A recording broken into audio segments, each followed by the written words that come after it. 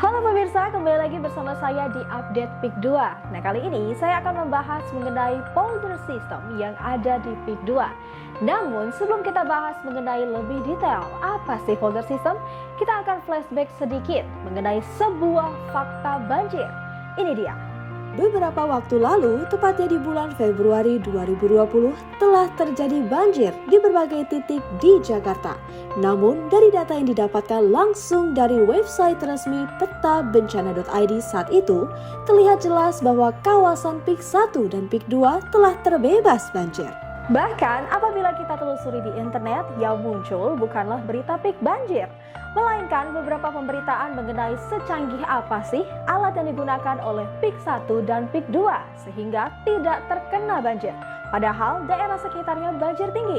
Nah, ini dia saatnya kita bahas mengenai alat yang canggih itu. Dalam webinar Jakarta Tenggelam, kupas tuntas statement Presiden Amerika, benarkah Jakarta akan tenggelam? Pada Selasa 10 Agustus 2021, Ketua Lembaga Riset Kebencanaan Ikatan Alumni ITB, Bapak Heri Andreas, mengutarakan bahwa kekhawatiran akan tenggelamnya suatu wilayah akan terhindar dengan adanya penerapan polder system. Apakah polder system itu? Polder system adalah sistem yang menggabungkan tanggul, danau, dan pompa. Secara sederhananya, kita bisa mengibaratkan seperti ember, di mana dinding tanggul yang mengelilingi kawasan diibaratkan sebagai bibir ember. Dinding ini melindungi bangunan-bangunan di dalam kawasan dari kenaikan muka air laut. Jika permukaan air laut meningkat, cukup meninggikan dinding tanggul, sehingga jalanan di dalam kawasan tidak akan pernah ditinggikan 1 cm pun. Dan saat air hujan turun, air bangunan yang sudah diolah akan disalurkan ke dalam kanal-kanal yang ada di dalam kawasan, dan kemudian dipompa ke laut.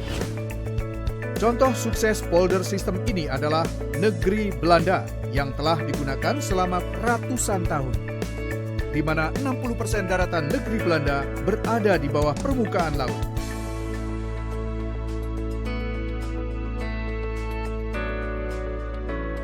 Bagaimana pemirsa? Sudah jelaskan bahwa PIK 1 dan PIK 2 memang selalu tidak main-main dalam memberikan fasilitas. Terlebih dibanding berprediksi dan berprasangka, PIK 2 dan PIK 1 memang sudah menyiapkan rencana yang matang untuk mencegah beragam hal-hal yang tidak diinginkan. Nah, sekarang lebih percaya fakta yang pasti atau prediksi nih?